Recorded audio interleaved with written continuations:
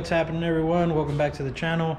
Today we're in the backyard. We're going to continue the vlog on finally getting the new differential installed in the Taxi.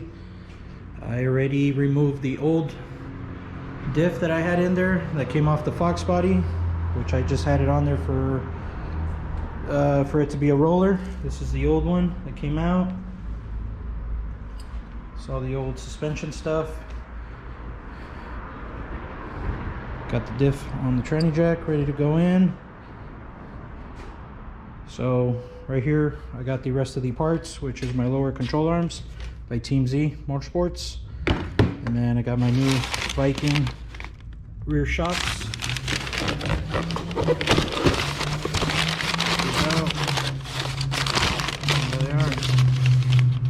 Things look really nice. And then right here I got my Team Z rear springs.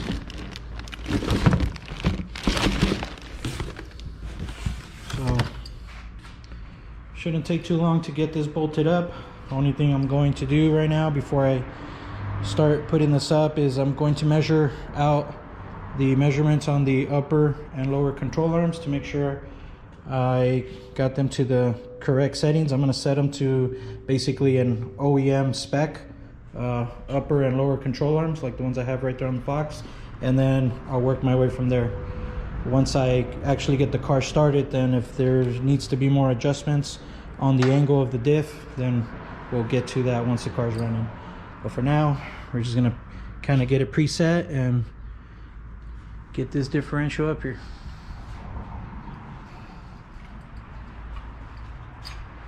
The anti-roll bar. Well, that's another thing I'm gonna have to get done is get the tabs for the anti-roll bar welded to this right here. I'm gonna go somewhere right here. I do have them inside the house, but that'll be another day, another project. Let's get this thing in there.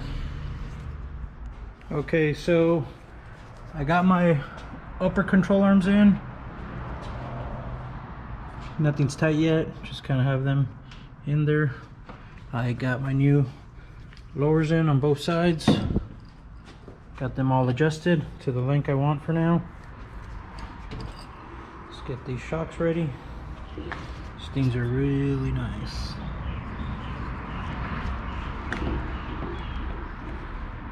Got compression and rebound. They're valved for no prep surface.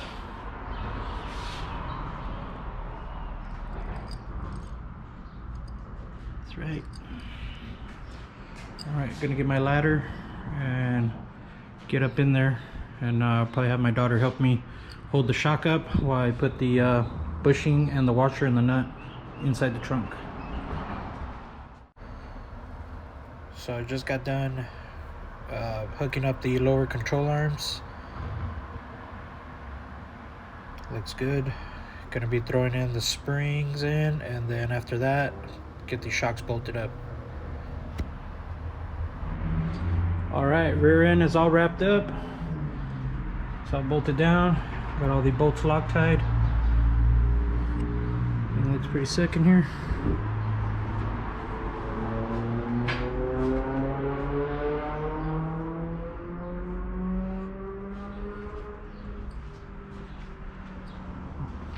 Basically, the only thing that'll be left to wrap up the rear end 100% will be welding the tabs for the anti-roll bar, but I can't do that here because I don't have a welder at the house, and I'd rather do it at the shop where I do have a welder, and we could put it in the alignment rack, have it sitting flush or sitting on the ground leveled, and get up under there, measure the tabs and measure the links, get that welded, and then also while it's on the alignment rack, do the adjustments for the rear upper and lower control arms.